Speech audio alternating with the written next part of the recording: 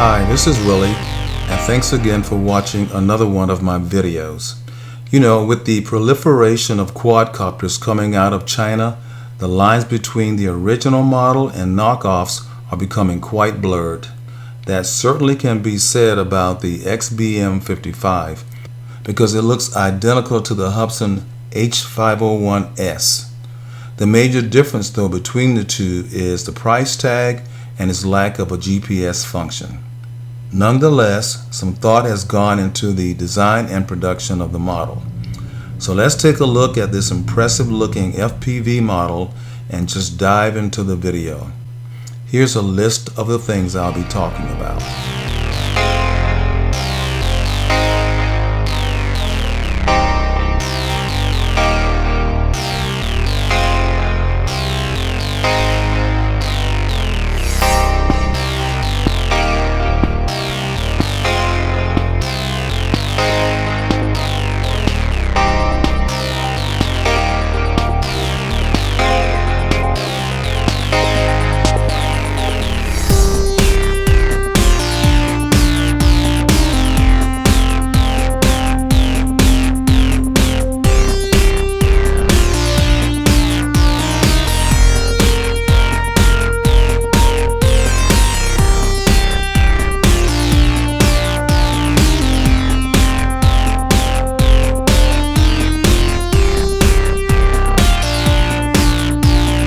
The instruction manual is well illustrated, and the translation to English from Chinese doesn't suffer clarity like so many manuals do.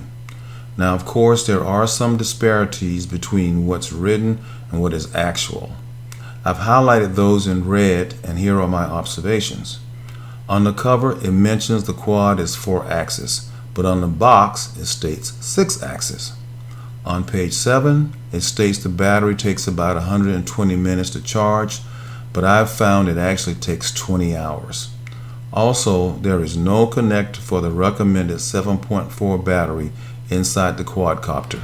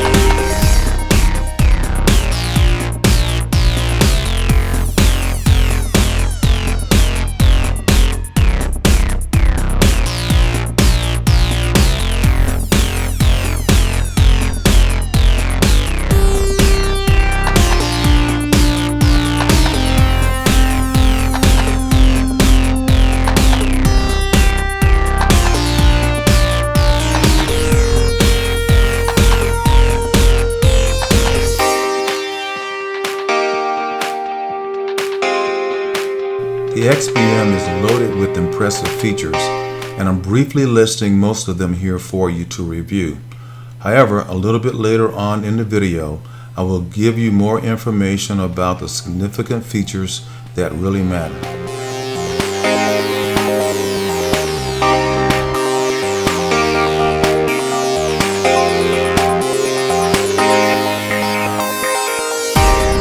If you have watched any of my reviews on toy-grade quadcopters, then you know I always try to bring them up to hobby-grade quality. One of the first modifications I always perform is to make the quad's orientation more visible in line-of-sight flying. I do this by painting the front of the quad a bright orange color, which is what I did on the XBM. Now, the only other modification that I performed was to file down the top latch on the battery door so that it opens and closes a whole lot easier.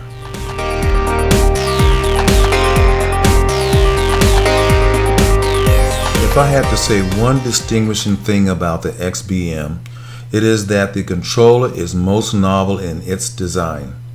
It does not even conform to standard RC flying, but it does offer some alternatives that you can take advantage of.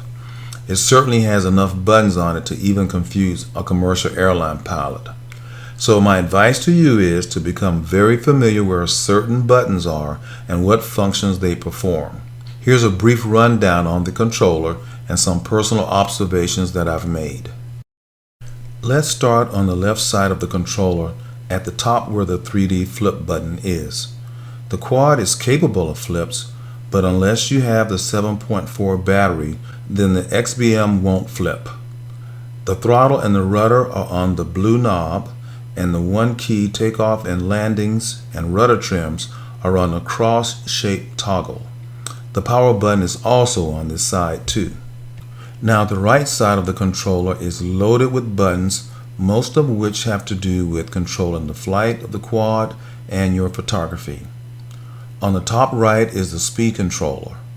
There's a low, medium, and high set of speeds. Below that is the elevator and aileron control knob and a set of trimming arrows. Here is where you'll perform most of your trimming.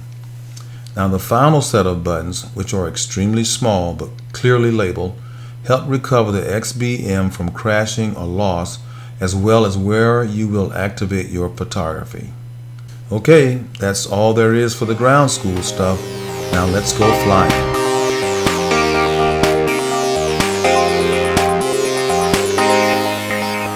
I've decided to break down the flight review into two sections. First, we'll take a look at line of sight flying. That's where you simply fly the quad around for fun, making sure that you keep it within sight. And then second, I'll give a brief statement about flying FPV. That's where you fly the quad some distance away from yourself using the quad's camera and a viewing device like your smartphone. So let's take a look at line of sight flying first. Before your maiden flight with the XBM, you will want to calibrate the accelerometer so that the quad will be able to maintain altitude hold.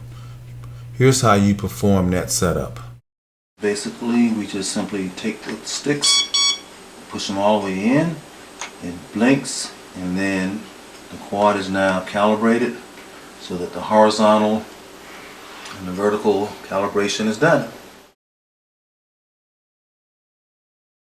We've been having some really funky weather lately. Here's a shot of the sky right now, and it's been raining, cold temperatures, windy, but I got to get this done before it gets really bad out here. So here we go.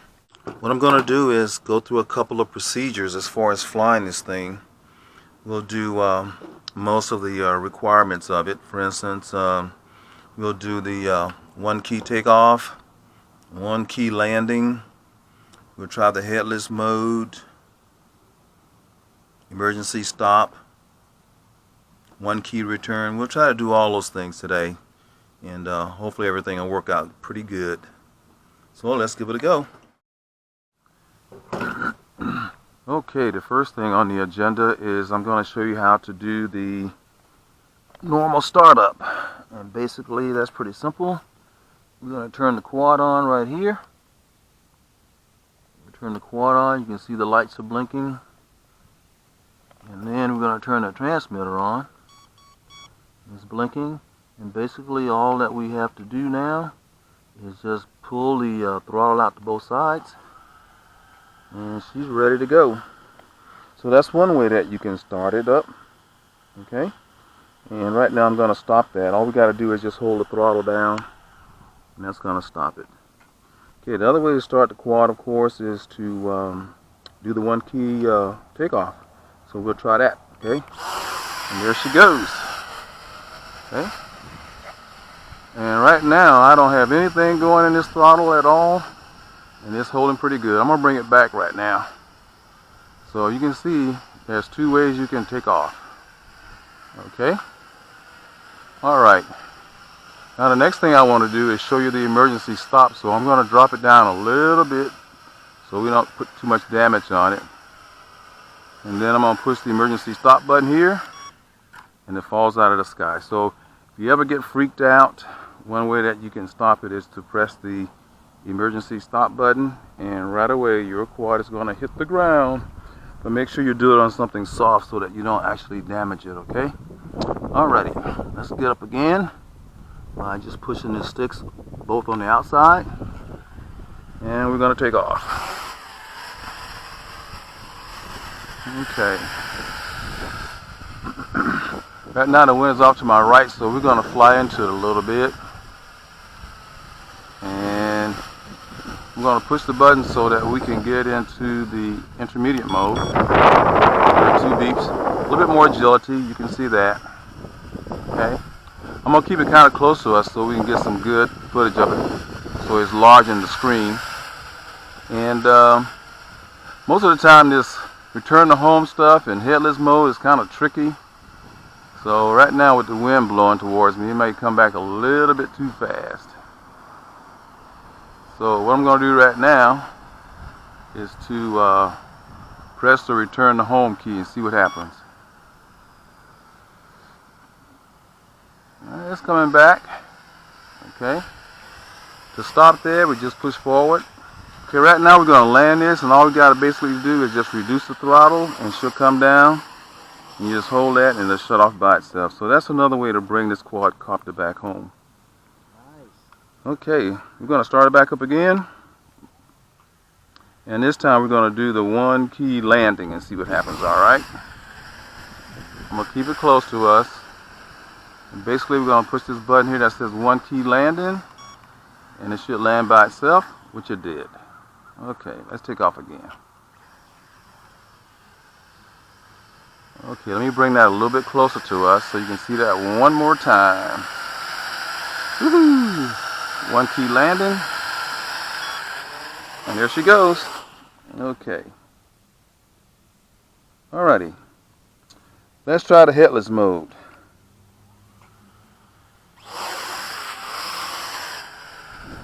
So I want to come forward. I'm going to keep pulling on it. I want to go to the right. It's going to the right. So there's our headless mode, okay? Looking pretty good.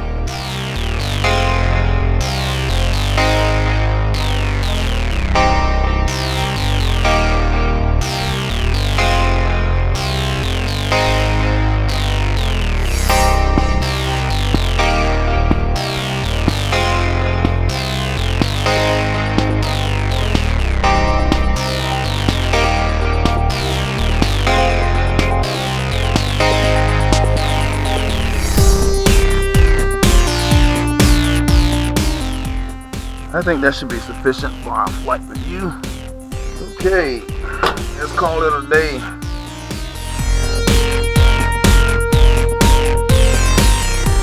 Before I proceed with the FPV portion of this review, I want to mention that I will not be discussing the Wi-Fi application in this video, although I know it's one of the selling points of the model. I'm qualifying this statement by saying that I own several hobby-grade FPV quadcopters, and I know from experience that even using goggles or a decent monitor is a challenge when flying FPV.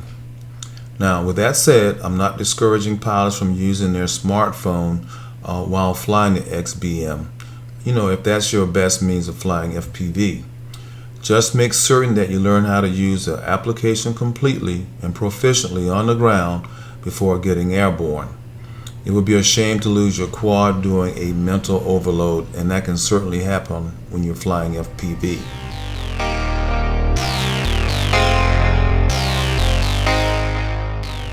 As a professional photographer, I don't expect too much from a 2-megapixel camera and a toy quadcopter, but perhaps the quality isn't that critical to you. So to give you an idea of what to expect from both video and still photography files, I've captured some raw footage and uncorrected images for you to review. The only warning that I offer is to make sure that you turn off the video recording before shutting down the quad.